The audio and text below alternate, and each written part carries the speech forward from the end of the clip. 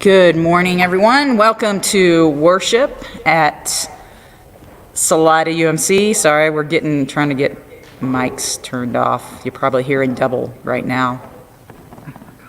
I think we're still working on some stuff here. Let's see if we got everything taken care of.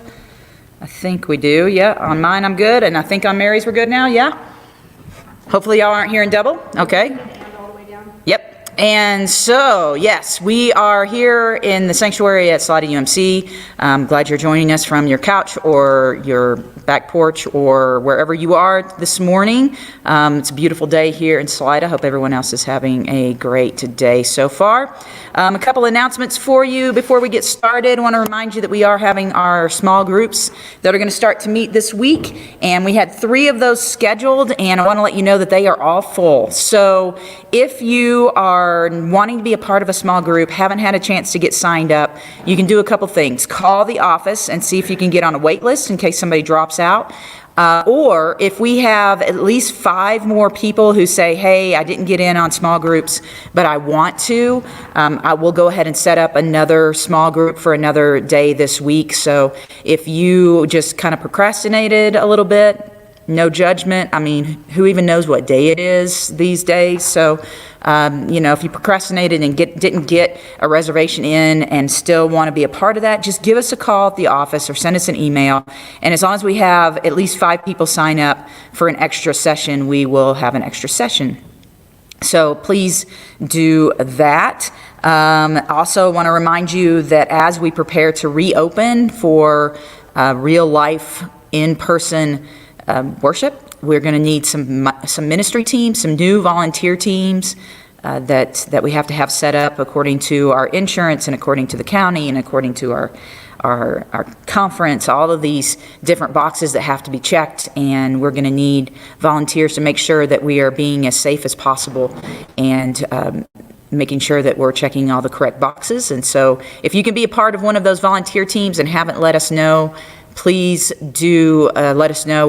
We will be talking about these teams during our small group meetings this week, so you can get a little bit more information on those then. Also, this one's very, very important. We are going to be moving, just like we would in normal days. We're going to be moving the first Sunday in June to our summer meeting time, which is at 9:30 instead of 10:30. And I know that means that you might have to eat breakfast, while you're watching church, and that's okay.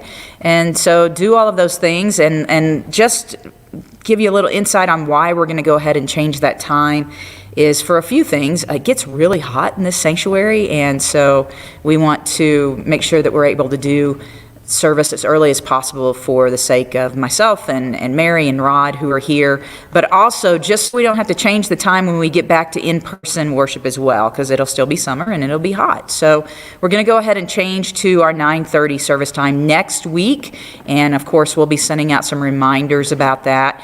And if you tune in at 10:30, well, you can still watch. It won't be live, but you can still watch, and so just keep an eye open for that. I want to also remind you that since next week is the first Sunday of the month, we will be doing communion, and if you're local, we can deliver communion sets to you. We delivered 2 months last month to folks, but if you either didn't get a delivery or somehow, broke into the communion sets a little early at some point during the month, no judgment again, but we can get those to you. Just let us know that you need some, and we will be happy to deliver those to you. And when I say happy to deliver those to you, I mean happy to deliver those to you. It was great last month when I was able to stand out on the front porch of some of y'all's houses and just see your faces and have a chance to connect. So yes, be very happy to deliver those. I think that is all of the announcements that I have. Oh, hey, we've got a visitor this morning, which is super exciting. What's up? All right, sorry, I just had to say hi. We just don't get to see each other very often anymore. All right, so we're going to get started with worship. So if you would prepare your hearts and minds this morning.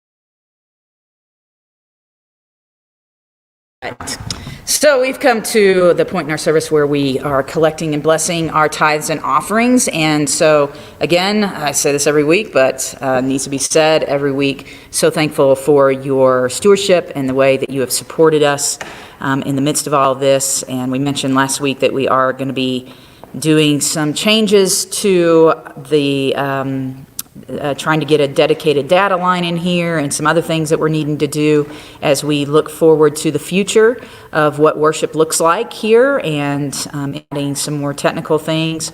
And so again, we are thankful for the way that you continue to support us financially, and again, we just can't say enough. So thank you, and let's thank God for these offerings. God, we're just blessed by so many things, and at a time when there are so many that are feeling the pinch of this pandemic and loss of jobs and loss of incomes, God, we're so thankful that our people have been able to continue to support us. And God, may we use these gifts to support your ministry in Chaffee County and throughout our world, our internet world as it is. And so, God, we thank you for the opportunity to reach out to others with our blessings. And God, may we be good stewards here at the church to make sure that we are using these gifts to serve you and to glorify you.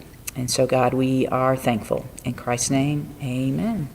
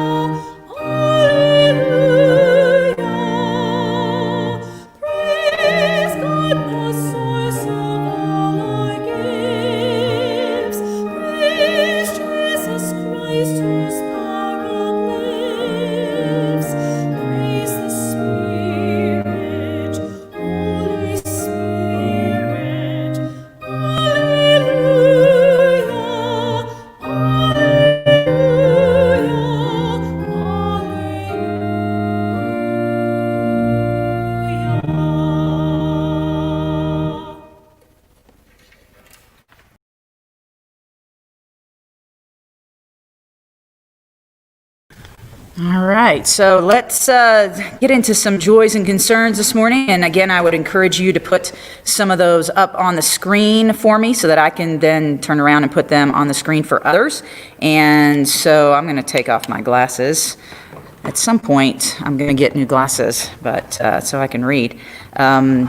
But yeah, let's see. I have a couple here that have been sent in to us, but if you have one, please go ahead and resubmit it so that I can get it at the bottom of my screen here, and then I can put it up. But some that have been sent in by email from David and Cynthia Hearn. They have a grandson who is 17, and he's going to be having some open heart surgery in Dallas this week.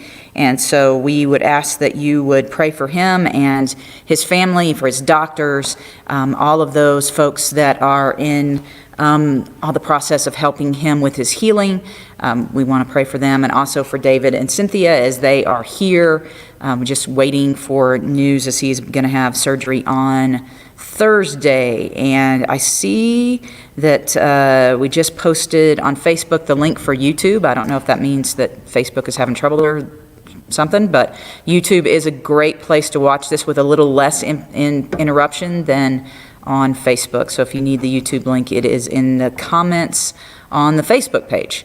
Also, prayer request. This one is a joy from Lisha. Her brother Perry he was able to finally get his hip replacement done on Friday in Oklahoma, and he is doing well and recovering from that. And so we're thankful for his recovery, and pray again for more of a speedy recovery. So are there others? I haven't seen any come across quite yet, but that does not mean that there are not any others.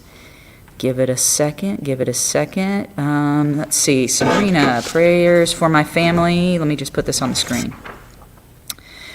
Prayers, please, for my friend's teenage daughter who is struggling Absolutely, we will pray for that, Sabrina. Let me see if there's any others that come up. People have been asking, of course, about my health status. I did get to start the new Fun Medicine this week and have had to stop myself as I walk into Walmart and various places where they have hand sanitizer. It's so the automatic thing for me to reach out and grab some of that, and then I have to remember, no, you will get violently ill if you use that because of your new medication. So that has been an adjustment, and taking the medicine has been an adjustment. It's a whole new set of interesting things for my body. But yeah, that's the update on me. Any others? I don't see any others coming through. I did notice at one point, and this is a joy, from Andrew, posted that it was Janet, his wife's Janet's birthday, and I had seen that early this morning, so happy birthday, Janet. And anyone else? Yeah, how about prayers for our country? And I'm going to get into that. I'm going to get into Minneapolis. Believe it or not, I'm going to talk about that during my sermon. Prayers for just our country. If you've turned on the news, you know that there's more than just the pandemic going on, and lots of stuff. Lots of stuff. So we'll talk about that. Racial justice, Julianne. Prayers for racial justice, peace, and harmony in our world. And yeah, we will be talking a little bit about that here in a few minutes during the sermon. So know that. All right. If I missed any, I'm sorry, but let's go ahead and spend a little time in silent prayer this morning.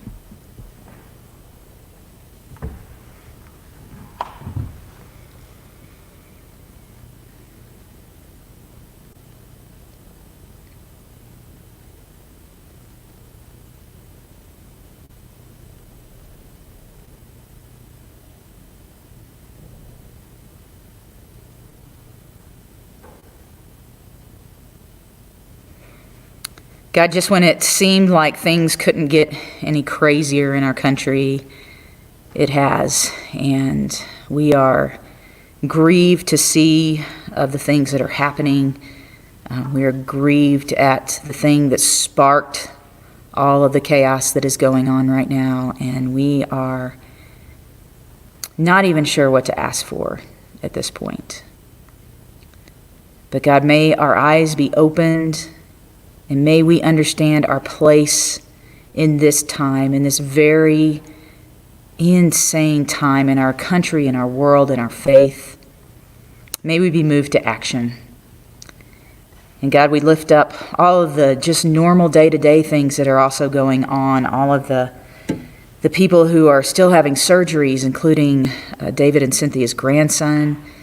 God, we just ask that you would be with the doctors and him and his family as they prepare for that, and also for the speedy recovery of Licia's brother Perry in Oklahoma. And God, we know that there are others, clergy friends of mine who've had surgery over the last week or so that are recovering. God, I just ask that you would be with them, that you would strengthen them, that you would give them peace in this time, and just allow their bodies to heal. And God, we just pray for healing overall.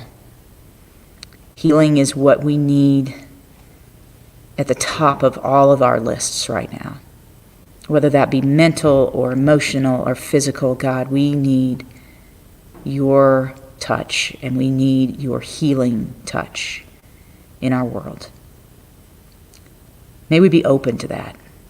May we be open to others who are trying to help us heal. May we be prepared when the healing comes. May we feel that new birth and new life as we all heal. And God, we thank you for that new life. We thank you for that healing. And we pray that we be the catalyst for the healing of others all over this land. And God, as we end this time, help us to remember how we are to walk with you and with others as we pray the prayer that you taught your disciples to pray. Our Father, who art in heaven, hallowed be thy name. Thy kingdom come, Thy will be done, on earth as it is in heaven. Give us this day our daily bread, and forgive us our trespasses, as we forgive those who trespass against us. And lead us not to temptation, but deliver us from evil. For thine is the kingdom, and the power, and the glory forever. Amen. All right, we've got some special music from Mary again, so please enjoy.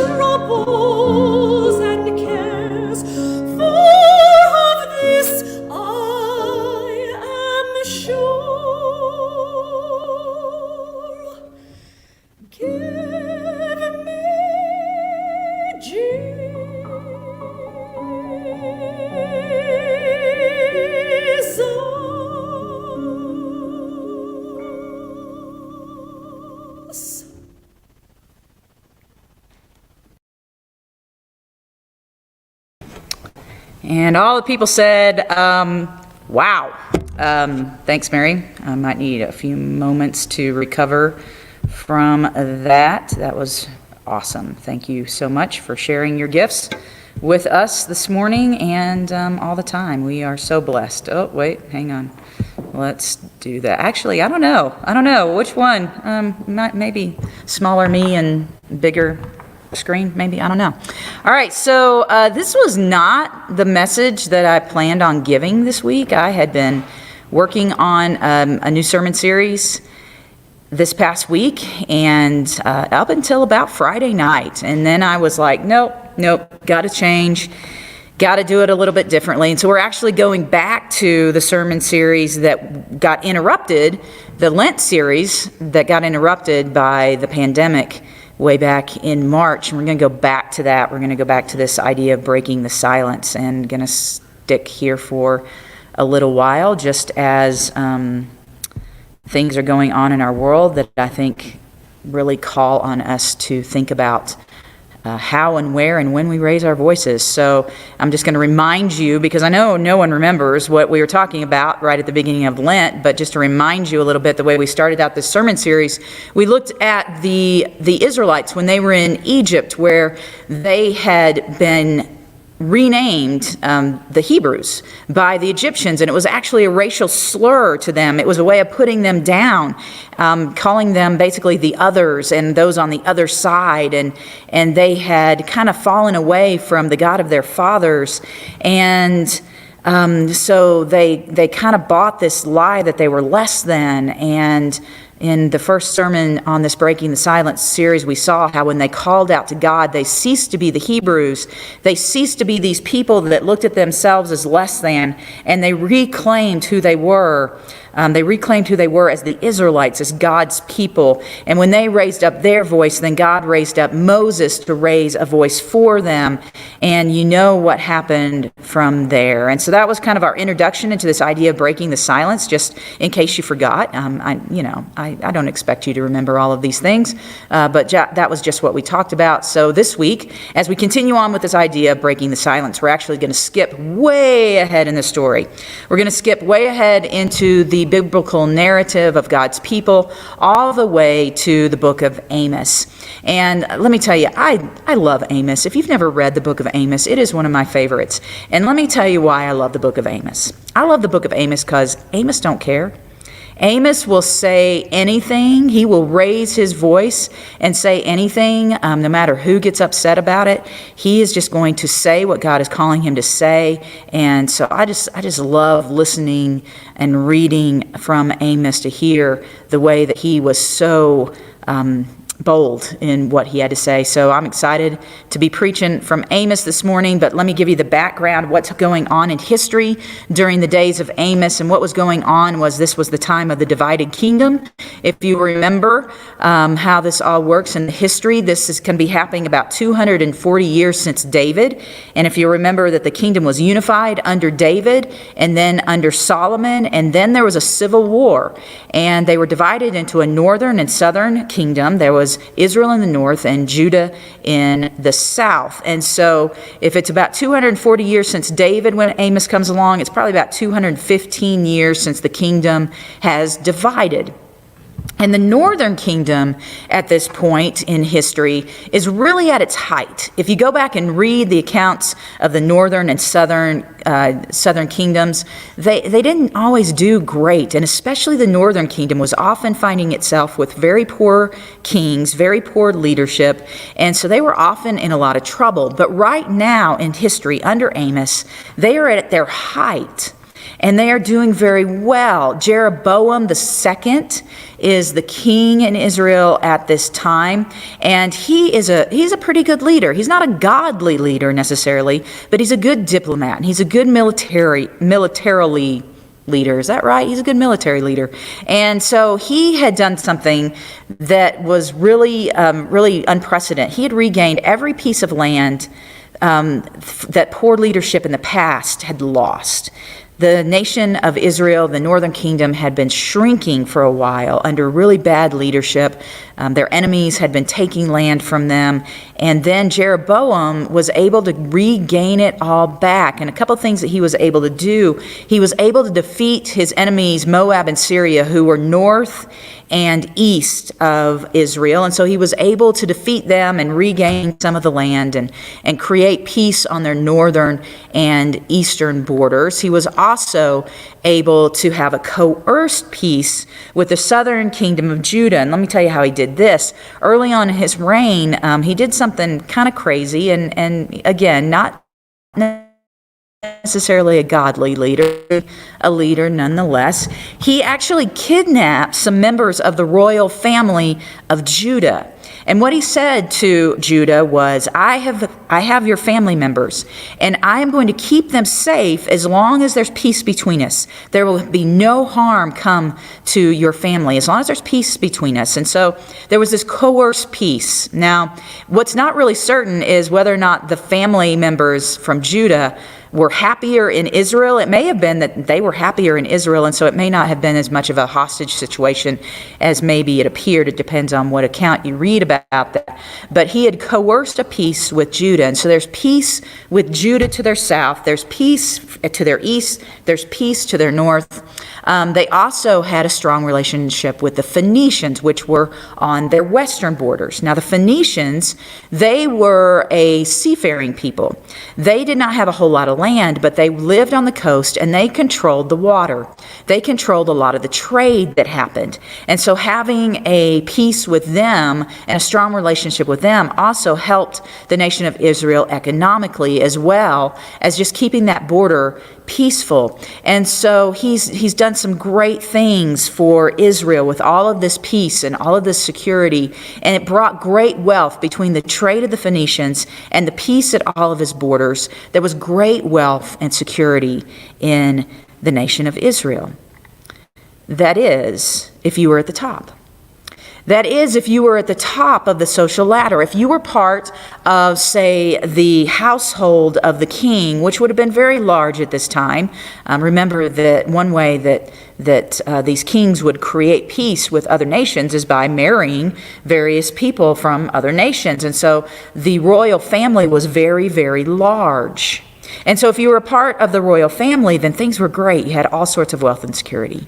If you were part of the top of the military, again, you had a great job and you had a lot of security and a lot of wealth if you were at the top of that system. If you were part of the religious organization, if you were a priest at the top of the religious organization, then your life was fantastic. There was a lot of wealth and security. Things were great. You were at the top. All of these different ways of society. If you were one of the wealthier traders, then your life was fantastic. You had plenty of money, and you knew that the trade lines were going to be secure and that you were going to be able to have peace and security for your family. So that was awesome. But at the bottom of society, and this was a society, keep in mind, that had a high class, an upper class, no middle class, and then a very low class. So if you were at the bottom of society, if you were just the average worker, you were being oppressed. And those at the top of society were really finding their security and their wealth, all of these things on your backs. You were being enslaved. You were being taxed and used in various ways to the point where life was not great at the bottom. Israel looked shiny and secure and at peace for those at the top. But for those at the bottom, life was not that great. And that's a pretty common story, right? But that's the common story that we find here. The lower class was horribly oppressed during this time, and they had no voice. They had no voice. Because when you're at the top of the heap and you're controlling those voices, you don't want to hear those negative voices. And so you just push them down, and you push them down, and you push them down. And that's what was happening. And so all of these things were happening. And then it also, something that was happening in the kingdom was that the friendly relations with the neighbors also came with a price.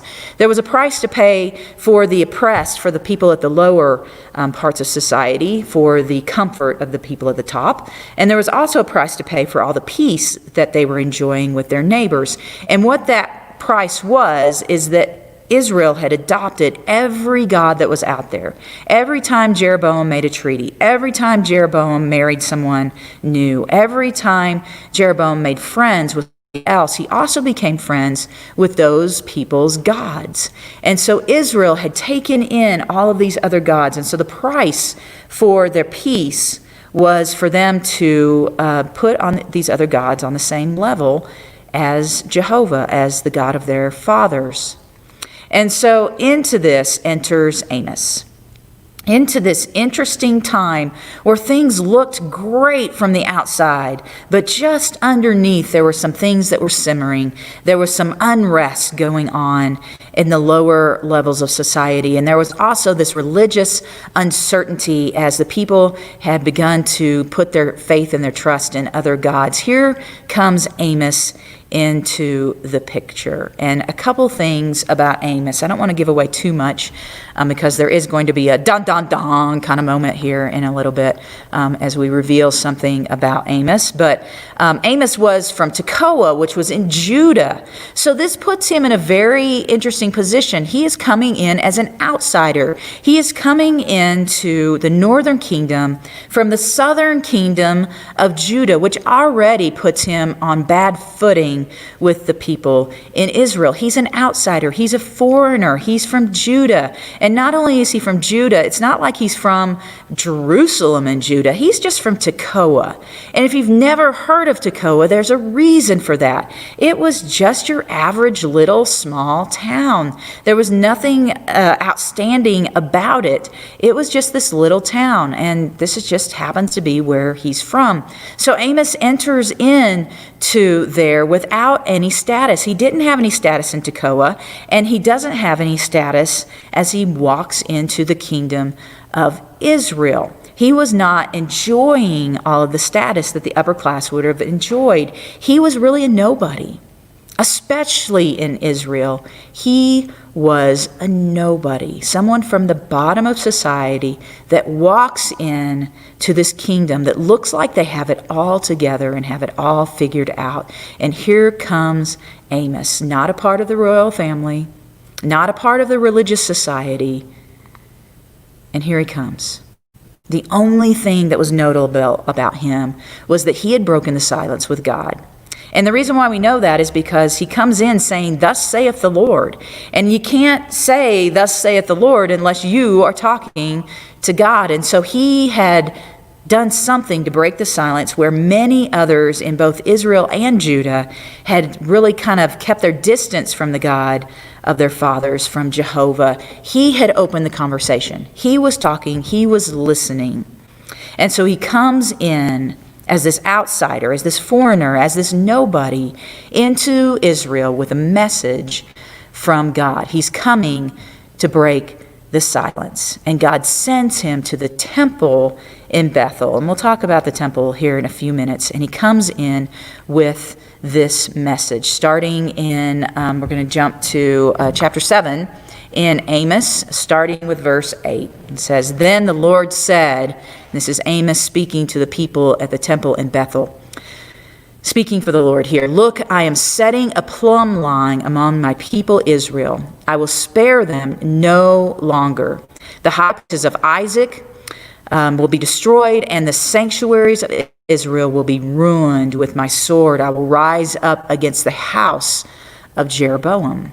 So, a plumb line. What's a plumb line? Well, it's a builder's tool, if you're not familiar with what that is. And you would use a plumb line to decide if something was balanced. You would decide if it was kind of stay standing. It was the measure, the plumb line was the measure that you measured things against to make sure that they weren't leaning one way or the other, to make sure it was balanced, to make sure that later down the line that your wall or your house or whatever it was going to be sturdy and was going to stand and wasn't going to fall over. And so what Amos is talking about, what God is saying through him as he breaks the silence is, I've got this plumb line. And there's a whole lot more about the plumb line in the earlier chapters of Amos, but he's got this plumb line and he's holding it up to Israel to see if they measure up, to see if they're balanced, to see if they're tottering on any side. And again, remember, with the naked eye, it looks like they were great. It looks like they had it together. It looks like their country was solid. But God says, I'm holding up my plumb line to see if you measure up. And we kind of already know the answer to this, right? And that was that they didn't. And so because they didn't, Amos is proclaiming a few things, some destruction in a few of the places in Israel. And one of those places that he talks about was the high place of Isaac. Now, Isaac is a name that we're familiar with, and we think, oh, the high place of Isaac. That sounds like it would be a pretty good place, right? And actually, if you were to go back into Genesis chapter 26, you would see that Isaac, who is one of the really kind of the founding fathers, so to speak, of the Hebrew faith, and someone who was greatly honored in the Jewish religion, he had created a high place, an altar to God in Genesis 26 to honor God for some of the things that he had done for him. And this is the high place that they're talking about here. And you think, well, why would that be destroyed? Well, there's a few little interesting things. If you were to go back and read Amos in the Hebrew, raise your hand if you've been working on your Hebrew during the pandemic. I'm sure that all of you who have been looking for things to do to keep you busy, probably brushing up on your Hebrew, right? So if you were to go back and read the scripture, Amos, and there's a challenge for you, go back and read it in Hebrew, you would notice something interesting here. You would notice that Isaac is misspelled. It's misspelled in the Hebrew here. And so what we can take from that is we can kind of say, okay, that's not a mistake. You know, I misspell things all the time. It wouldn't surprise me if there's something misspelled in this PowerPoint, and Judy Navio, I trust that you'll let me know. And yeah, I misspell things all the time, but that's because I'm not a copyist. I'm not a scribe. I don't write for a living. I talk for a living, and I make mistakes writing. But people who were in charge of writing these things down, they didn't make those kind of mistakes on purpose. Or they didn't make those mistakes on accident. They made those mistakes on purpose. And the difference here in the spelling is the difference between an S and an SH in Hebrew. And what that says is that you've taken this high place of Isaac and you've changed it just a little bit, just enough so that it's not what it originally was. It's different. It's not a high place that is designed to honor the God Jehovah. It has become a high place that is being used to honor every other little minor small g God out there. And so I'm going to destroy it because it's not quite plumb. It's not quite balanced. It's not what it was. Oh, wow. I'm just reading the comments right here. Brandy Stingham, she also learned Hebrew at Howard Payne, found my Hebrew book during the spring and cleaning this week. Jump on that Hebrew, Brandy, every chance you get. Anyway, sorry, just a personal aside there, point of privilege, sorry. So the place of Isaac needed to be destroyed because it just wasn't plumb. It wasn't what it was supposed to be. It wasn't just right anymore, and so it was going to be destroyed. It's misspelled in the Hebrew text. I forgot about all of this in my notes. Here you go. I was just talking. So it's also, Amos also says that the sanctuaries of Israel are going to be destroyed. Well, what does that mean? Well, what happened when the kingdom divided is that Jeroboam the first, not Jeroboam the second, who is now the king, but Jeroboam the first, who was the first king of the northern kingdom, he established two temples, one in the northern part of Israel and one in the southern part of Israel. There was a sanctuary, a temple, so to speak, on each of the borders. And the reason why he did that was to keep his people from going to Jerusalem. Remember, they're related to these people. This is a civil war that happened between the two of them. And the last thing that Jeroboam, the original king in Israel, wanted was for his people to be running down to Jerusalem during every holiday to celebrate in the temple in Jerusalem. He didn't want them going there to make their sacrifices because he was afraid that they might not come back. And he was also afraid that their offerings, their gifts, were going to be going to the southern kingdom. And so he very quickly established some sanctuaries, some temples in Israel so that his people wouldn't have to go to Jerusalem. He made one in Dan, the upper boundary of Israel, and one at Bethel, at the southern boundary of Israel, so that no matter where you lived in Israel, it was easier and closer for you to go to one of those sanctuaries than it was for you to go to Jerusalem. And so he set these up. But the problem with that is that even from the very beginning, when Jeroboam established these sanctuaries, it says that he included in those sanctuaries some golden calves. And if you're familiar at all with anything in the Old Testament, you probably know that setting up a golden calf in the sanctuary is not a good plan. And so right from the very beginning, these sanctuaries were a little bit tainted. They weren't quite plumb. They were adding in other gods, not just the God of Israel, the God of Jehovah, not just that God, but all these other gods, just to be safe, just in case we need some extra gods. And so again, God is saying, your sanctuaries, they're not solid. They're not plumb. And so I'm going to destroy them. And keep in mind, Amos is standing in one of those sanctuaries. He's in the temple in Bethel when he is delivering this message. And so the last thing that the Amos says is going to be destroyed is the house of Jeroboam. And it's not a palace. That's not saying, hey, I'm going to knock down your house. It's saying I'm going to destroy the royal family. I'm going to knock out the entire royal line. I'm going to get rid of Jeroboam and his family because they have taken in all these other gods, all of these peace treaties, all these marriages that Jeroboam have established the house of Jeroboam as not a house that honors the God Jehovah, the God of Israel, but all of these other gods. And so I'm going to destroy that. So the people at the temple, the place where Amos is delivering this message, this would have been a real threat to them.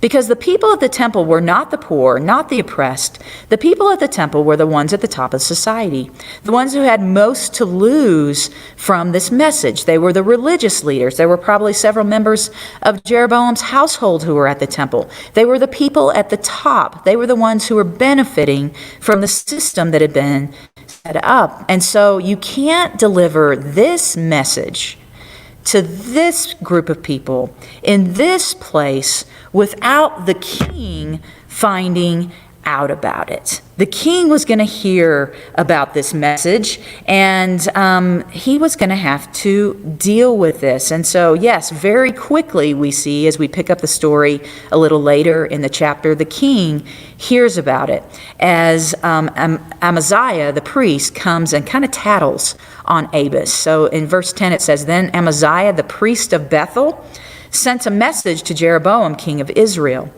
And this is what he sends, and pay attention here. "Amos is raising a conspiracy against you in the very heart of Israel. The land cannot bear all his words, for this is what Amos is saying. Jeroboam will die by the sword, and Israel will surely go into exile away from their native land."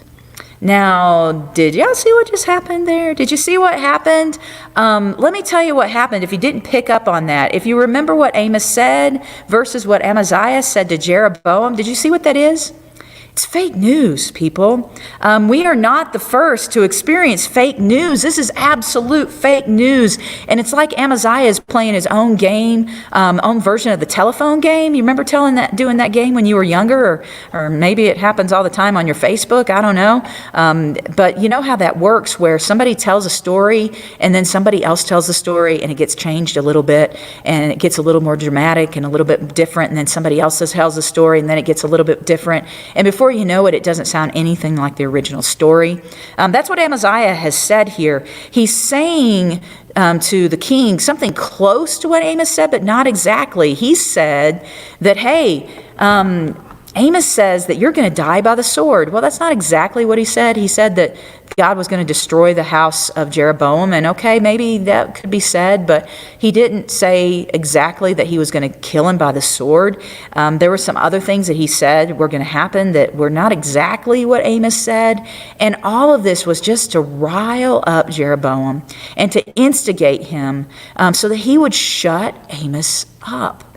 Again, this is the priest of the temple that Amos says is going to be destroyed. There's not a whole lot of job security there. And so now Amaziah is playing a game of, I've got to get rid of Amos before Amos gets rid of the temple. And so this is sure to get the king's attention. Apparently attention ended up on the bottom of the screen. This is sure to get the attention of the king, right? You can't go around saying that somebody's going to kill you without getting his attention. And so now Amaziah has the attention of the king, but he's not even waiting for the king. He decides, I'm going to go back to Amos, and I'm going to give him a message.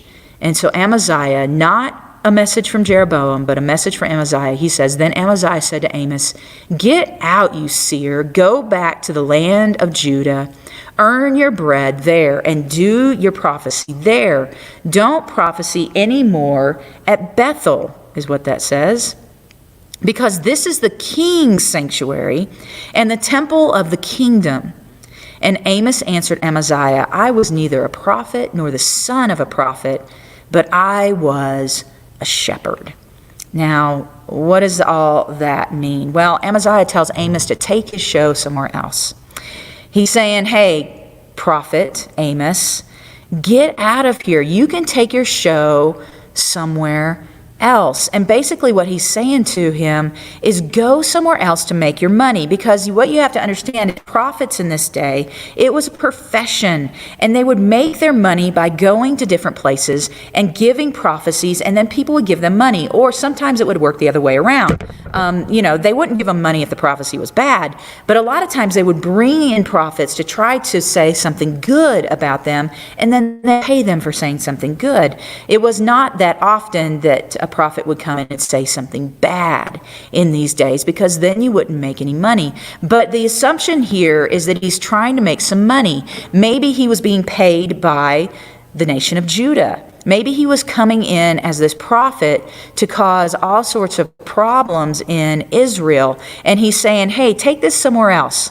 Go home and speak these prophecies in your own place. We didn't pay you to come in here. No one is going to pay you to come and give these kind of messages here. No one supports you. Get out of here. Go back where you came from. And Amos's reply to him is like, listen, this is not my profession. I am not here because I want to be here. I didn't choose this message. I am not here to make money. I am not a prophet. My father is not a prophet. I'm not from the school of prophets that goes around doing these things. I'm just a shepherd. I'm just a shepherd that got a message from God, and I'm here to deliver it. I may not even want to. This isn't my job. I'm not getting anything from this. And you got to know that Amos was probably not super comfortable going into the sanctuary in a foreign land, a place where he did not live as someone who was at the lower levels of society, going in and saying, hey, this place is going to go down. That was probably not something that was super pleasant. But like I said at the beginning, Amos don't care, because he got a message from God and he had something he had to say, even though it was a message that no one wanted to hear. He was there because he was called to break the silence, not because he was making money, not because he had anything at all to gain, not because it was his job or is even something he wanted to do. It was something he had to do. Sometimes we just have to raise our voices, and so that's what Amos did. And so it's interesting, too, that Amaziah's own words here indicted the kingdom. What did he say? Get out of here, because this is the king's sanctuary, not God's sanctuary. This is the king's kingdom, not God's kingdom. And so Amaziah really kind of showed exactly what Amos was trying to say. This is going to be all destroyed because you've missed the point. This is not the king's sanctuary. This was created to be God's sanctuary. This is not the king's kingdom. These are not the king's people to press down and oppress. These are God's people. And so it's not plumb, and it's all going to be destroyed. So I think we have to kind of mention, what was the fate of Amos, this poor shepherd who had to come and deliver this message? What was the fate of him? Well, we don't know. Just reading from the scriptures, we don't know exactly. If you keep reading the book, we know that he just keeps talking. And for a while, the king supports him. The king kind of listens to him a little bit. There may have been a little fear of him from the king. And so he keeps listening a little bit, and he kind of protects Amos for a little while. But we don't know from the book of Amos what his fate was. He just continued to talk.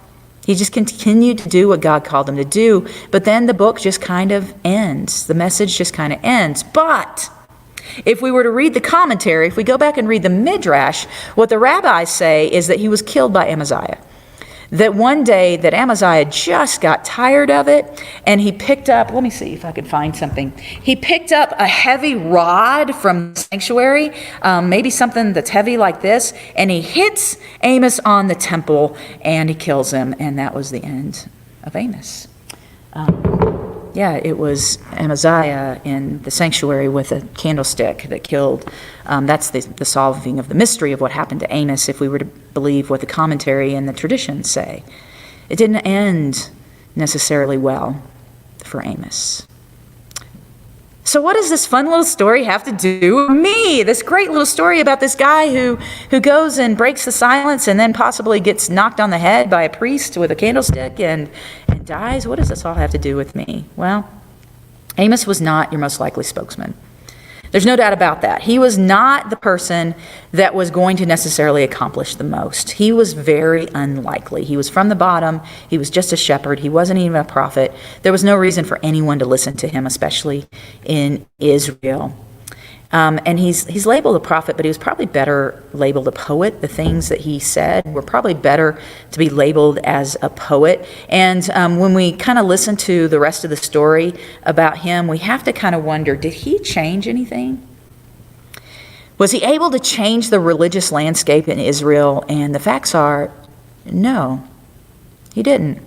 Israel continued to go the way they were going, and a lot of the things that Amos said were going to happen happened, but there wasn't any change. His warnings didn't cause the people to change. The people were still oppressed, and the people at the top were still continuing to do what they were doing. Nothing changed. There wasn't like a big revival or anything like that. There wasn't a lot of repentance. And what did Amos get in the end? Well, according to the rabbis, he was killed. So did he waste his time? Did he waste his time by speaking up, by raising his voice, by breaking the silence? And I say no. Every voice counts. And when we think about these kind of things and we're trying to decide, do I need to say something? Do I need to lift up my voice about the things that I see is going on? I'm just one person, and who am I? I'm not anyone super important. Why is anyone going to listen to me? And I think a lot of times we talk ourselves out of lifting our voice because we're not sure that it's really even going to matter. And if I'm going to say something, if I'm going to put myself in a space where someone might criticize me or someone might try to slander me because of the things that I've said, I want it to make a difference. I want something to happen. I want there to be change because of the things that I've got to say. And if that's not going to happen, if I'm not going to see immediate results, why would I put myself in that situation? Amos lifted his voice because he was called to lift his voice, and every voice counts. And once again this week, we've seen the senseless murder of a person of color. And once again, we've seen things that we have to say, what is going on? And people are raising their voices. You can't turn on the news and not see it. People are definitely raising their voices right now because they really have no choice. And we expect these voices, right? We expect these voices to the establishment. We expect that these voices are going to speak up. And what I'm talking about is these people of color who are taking to the streets and protesting. We expect that. And we also expect that those voices aren't going to carry much weight. We've seen this before, haven't we? How many times have we seen this? How many times have we seen something like this where the people at the bottom are being oppressed by the people who have power? And we've seen it where these people who have very little voice have raised their voice, and the people at the top are just like, oh, give them a minute. Let them say what they have to say. Let them do what they have to do, and then we'll just get back to the status quo. We've seen it over and over and over again. And MLK, Martin Luther King Jr., he said this: riot is the language of the unheard. We're seeing that this week, aren't we? We're seeing the desperation of people who've been pressed down over and over and over, and even when they raise their voices, no one has listened. And so they've taken it to a whole other level. They've taken it to a level that makes us really uncomfortable, and they're rioting. And I'm not condoning that. Don't hear me say I'm condoning it. I'm not condoning the looting. I'm not condoning the burning. I'm not condoning the throwing of bottles or Molotov cocktails or any of that kind of stuff. But I have to say, I get it, because their voices have not been heard. And the people at the top have just pressed them down and pressed them down over and over and over again. They've been frustrated for so long, and are we surprised? The problem is that these voices get twisted in the midst of all of these things. And so what do I need to do? I have no choice. I have no choice to lift my voice. And I'm sick and tired of this. Because of the direct influence this has on my family, I feel like I have to raise my voice. And you know what? The unfortunate thing is I'm in a position where my voice by some might actually be heard, where my voice might carry a little more weight than somebody of color, where my voice might carry a little more weight than someone who has been oppressed over and over and over again. And so I have no choice but to lift my voice. But we need others. We need others if we're going to see any kind of change, if we're going to see any kind of solution to this problem. And guys, do not be deceived. The plumb line is being held up against us, and we are not balanced. We can look real shiny on the outside, and America can look great and try to be great all it wants, but when God holds up its plumb line, when we are oppressing people and harming people because of the color of their skin, woo, I'm getting emotional here. We are not plumb, and we are not balanced, and we will fall, just like Israel did. And someone needs to raise their voice. We need AMOSes. We need people who aren't necessarily coming from that oppressed group to stand up and say something and to do something and bring change. And so I say, what about you? We are not a sanctuary of oppressed people. We may sometimes try to play the martyr. Oh, we're so oppressed. No, we are privileged, and we are at the top, and we have voices that matter, and we cannot be silent any longer.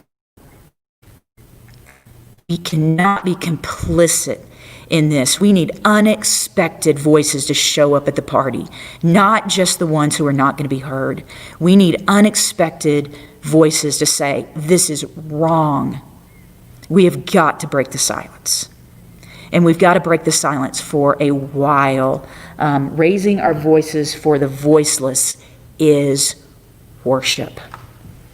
It is following God. It's what God does all the time. Read the book, people. God stands up for those who are being oppressed. He raises his voices. He raises people like Amos. He raises other prophets all the time. And he's calling all of us to say, hey, be the voice for the voiceless. Their voices are getting frustrated, and they're causing them to do things that aren't going to help. But you can join in. If you know your history, if you studied at all the civil rights movement, you know that nothing started to happen until white people got involved. Specifically, white clergy got involved. And that's when things started to happen, but it's not over. And we have got to raise our voices.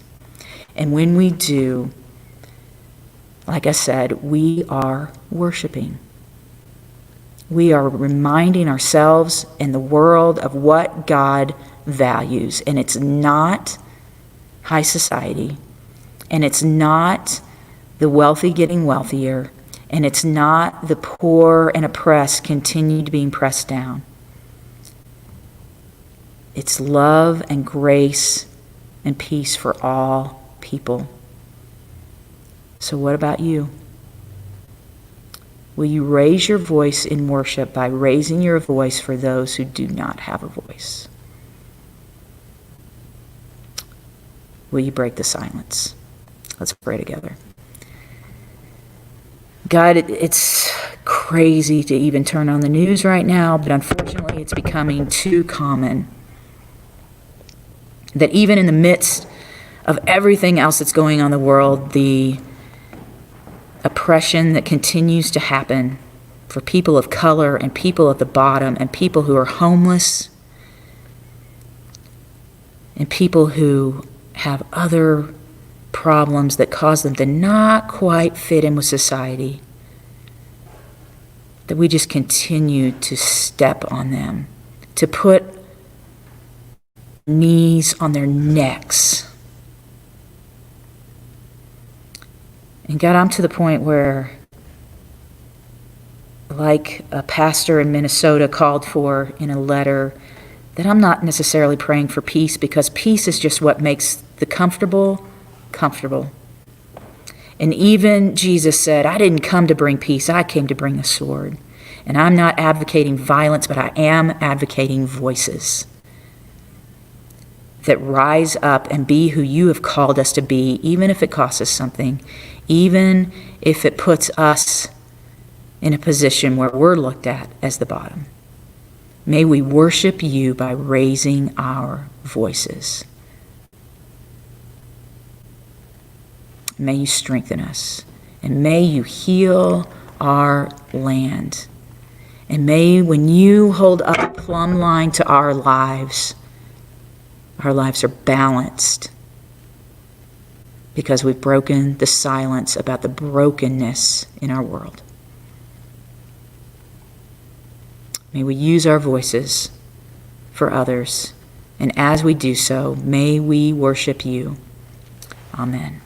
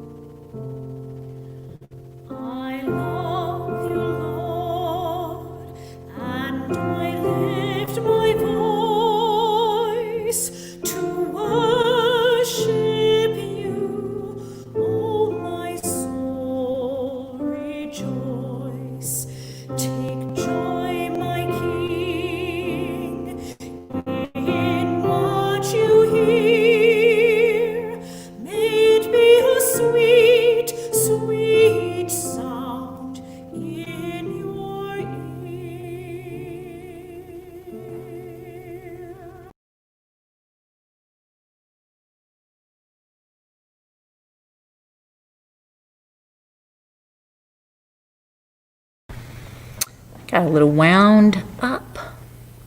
Sorry about that. But it's who I'm called to be. It's the position that I find myself in as the mother of a black child. And may you join with me as we say no more. No more to the silence. No more to watching the plumb line show us to be who we are. And may we raise our voice, and may it be a sweet sound to the one that we worship. And may it also be a sweet sound to those who are oppressed. And may this world be different, because we decided to break the silence. I'm not going to say go in peace. I'm going to say go with a voice and shake things up. Be like Amos. Amos don't care. He said what he had to say. May you go and say what you need to say. Amen.